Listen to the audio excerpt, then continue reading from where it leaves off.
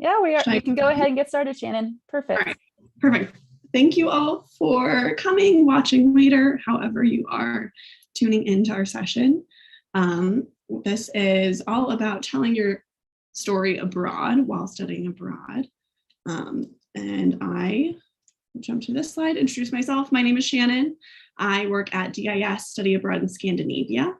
I studied abroad as a student as well in the fall semester of 2017 in Copenhagen, one of our 2 locations.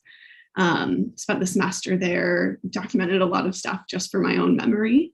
Participated in a few student media activities. So my host family and I posed for a photo shoot by one of the student photographers, a few different things. And now work in our North American office where I advise students up until they kind of get on the plane and head to Copenhagen and Stockholm. Hope I didn't skip one. Yep, there we go. So today, hopefully you just learn a little bit more about DIS, just kind of the foundational components of our program, along with how you can document a day in the life while you are studying abroad, with Scandinavia as an example, since that is where our locations are, and just visualize what this looks like. It can be for you, for others, however you want to create these memories and kind of keep them compiled.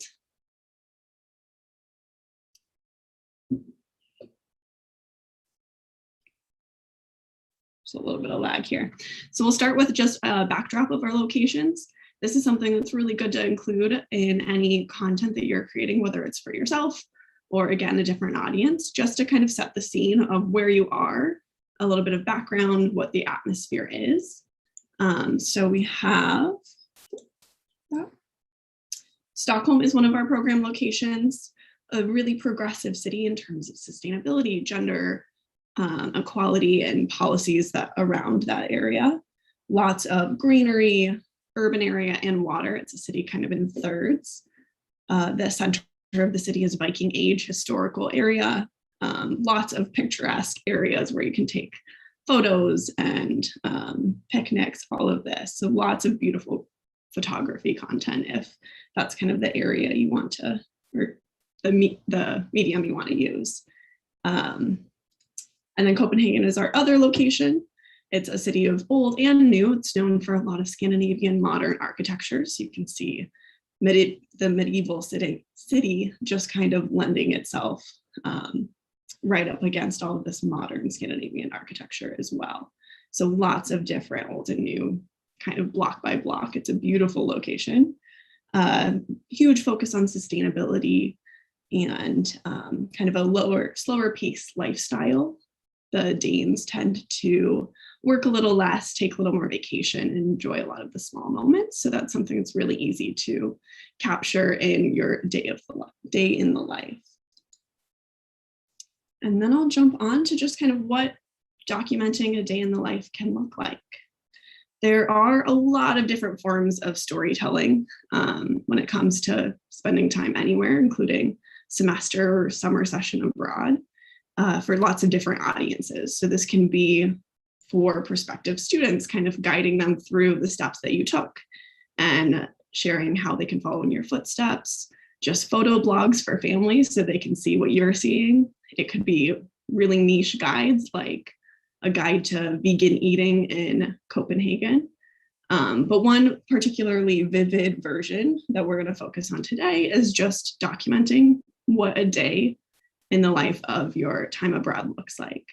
Some of the memorable experiences that you'll have while abroad are just really simple moments, daily routines that you create, and some of the feelings that you have associated with them.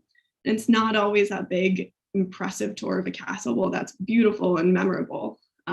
So often the peace that you find in like fresh bread and Danish butter and cheese in the morning, or walking through crisp fall leaves to your bus stop, are really pieces of that abroad experience that you want to capture and remember forever. So you can document this for others through a blog, through social media, like many of the students who are on our student media team. But you can also do this for yourself, simply to help you remember. And that's kind of the route I took while studying abroad. I had a Word document where I just kind of wrote down notes from every day. memorable moments, big and small, little routines. And I still look back on that today for practical reasons if I was preparing for an interview and wanted to talk about some of the academic experiences I had, but also just to jog my memory because it does fade a little bit a few years out. So let's see, just an example of a student's day in our program and how to document what to write down. So morning, the student is in a homestay, eats breakfast at the homestay, walks to the bus stop, about 5-minute walk, takes the bus to a metro station and the metro into DIS. Some things you can write down here that I really like to look back on and remember. What did you eat regularly for breakfast? What was that routine? How many things did you try until you're like, okay, this yogurt that comes in a carton that looks like milk with fruit and muesli, which is kind of like an oats on top. Things like that that just kind of put you back in your study abroad experience. How long was your commute? What did you do along the way? Did you listen to podcasts or just kind of look out the window and see different scenes that were kind of markers of how close to DIS you were? You can use this time to journal. It's a really good reflection time on the way to and from class. Maybe do a little bit of reading for class or just take some notes of things that happened yesterday or early in the day if you're commuting home. And then class, 8:30 to 9:50. This class would be detailing and sustainability in Scandinavian architecture. Write down your class schedule, what it looks like in one day, how many classes do you have? And every once in a while throughout the semester, mark down what's memorable in that class hour. Did a certain point really come to life in discussion with your faculty? Our faculty really try to get our students out of the classroom, including in just these hour-long sessions in Copenhagen and Stockholm.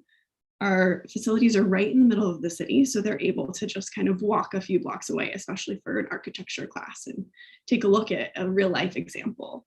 Did you maybe do a sketch of something that you saw related to your class content? Include that in your notes, take a photo of it, and keep it along with your documentation of your time.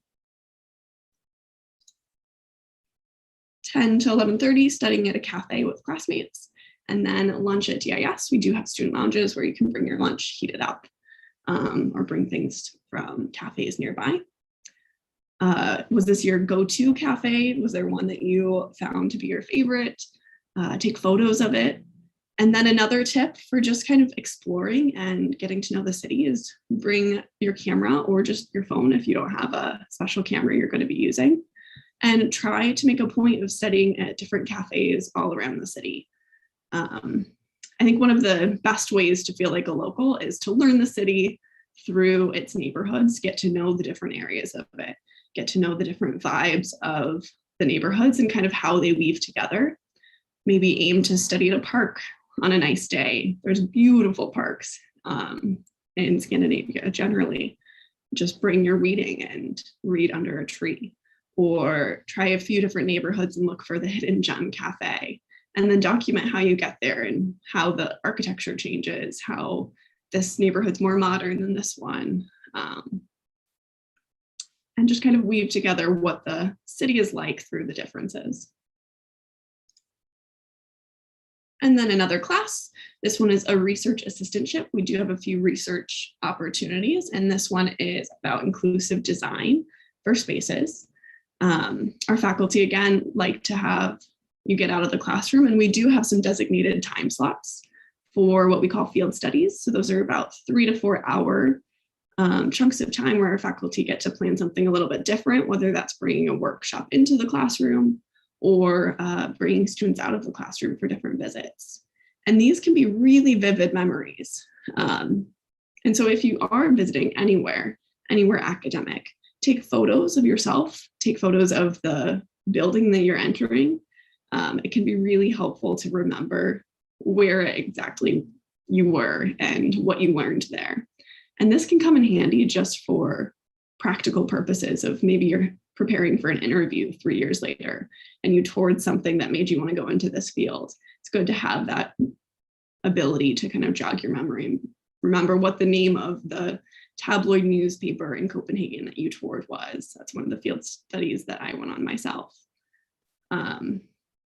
Or if you toured a hospital in one of our medical courses, you'd be able to kind of use the language and say exactly where you were and what you saw if you take those notes. After class, the student goes to basketball practice. There are tons of ways to get involved locally, including lots of local organizations. We put our students in the driver's seat. This is kind of your chance to meet locals through your own hobby and get involved. There's so many options to choose from, and it's just based on students' personal preferences. And this is a great way to get to know locals who you can talk to, interview about their thoughts on the culture, document those conversations. And there's so many different types of things you can get involved with. Sports teams are really common and a good way to meet friends your age who are studying at other universities. We've had students who volunteered with TEDx in Copenhagen, worked with voter registration in the fall to help Americans who are abroad vote back at home, including our students. Lots of really cool things that you might not have witnessed or experienced before. And then we love when students do share their stories with us, so we can help promote them too. Lots of programs love to share stories of their students and what their students are doing and how they're getting involved locally in their community. So there's always opportunities to kind of share your story even wider beyond just your own personal network. Sorry, hear sirens. And then 7:30 p.m. for the student dinner and board games with their homestay. This family looks like more of a traditional family with kids.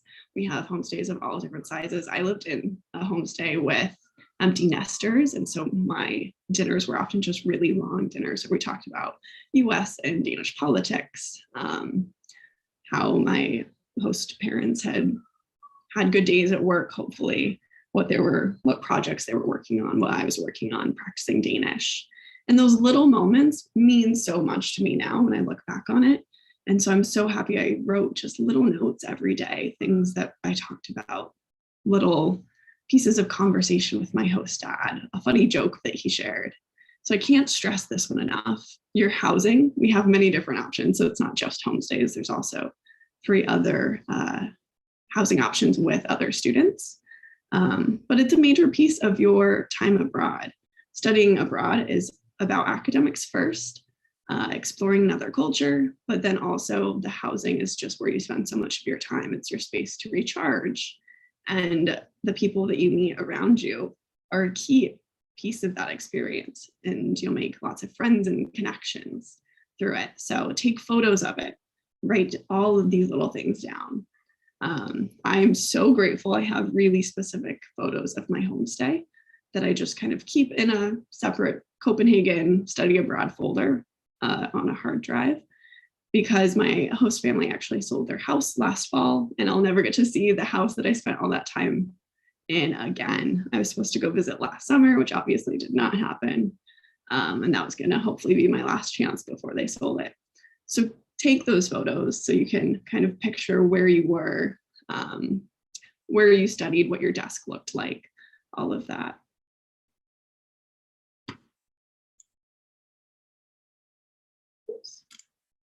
So that's one example of a student's day. And you can do this just for a random day here and there throughout your program. You can do kind of what your average day looks like, what kind of morning routines you had, all kinds of different forms. But those small moments that make up your study abroad semester are really vivid experiences for you and really vivid to share with others. We do have a student media team that I'll talk about a little bit here. If you want your storytelling to be more than just for memories for you, if you want this content to be shared more formally, there are definitely ways to get involved and to share and guide future students potentially. We have bloggers, photographers, videographers, and illustrators. So lots of different mediums that you can use abroad. We use especially photos all over the place in our catalogs, on our website. One of the student photographers took photos of me and my host family in a big photo shoot that were used in an ad at the train stations. So my face was all around Copenhagen in their campaign to recruit a few more host families. So there's ways to use this content that you're creating. Our student bloggers are used all the time for prospective students for anything from advice on how to pack, what to bring, all the way up to what bakeries are the best near this housing location once you arrive, where vegan pastries are, all kinds of different things, from the practical to the more reflection-based, what they learned about being an American somewhere else and how that alters your identity. Some really good content out there. And I have a few links I can share to our Copenhagen bloggers, our Stockholm bloggers, our official DIS blog. A lot of these students have done kind of this day in the life approach. They've done more long form reflective pieces, have a lot of great illustrations and photos on our official blog from our student videographers, photographers, illustrators. Lots of different content that serve as really great examples of ways that you can share your own story. And then also just a little bit, if DIS is where you want to go, if you want to be in Scandinavia and experience that kind of a day in the life and document your experience there, our application process is just outlined here. You'll apply directly through DIS if you are a CSU student. And here are just some deadlines. Last slide, just next steps. And here are our Instagram handles. We have a few different accounts, and this is another really great location to see some examples of how students have documented their experience. We have students who take over our Instagram stories for a day, and that's where we see a lot of this day in the life examples, or just tours of their housing, lots of different takeovers there, examples of what our academics look like. They'll do Instagram takeovers on study tour while they're traveling with their class and show what each academic visit looks like. Instagram stories is a really great tool to use and to kind of archive it so you can keep it forever, and add all the locations and all of those little pieces to your photos. And I think that is the end. Looks like no questions in our Q&A, but I'm happy to answer any questions if anyone has any.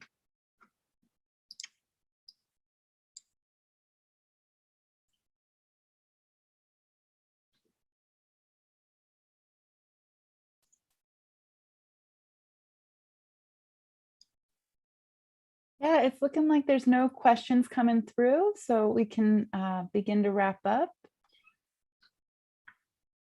All right. And there isn't a chat to share links, right?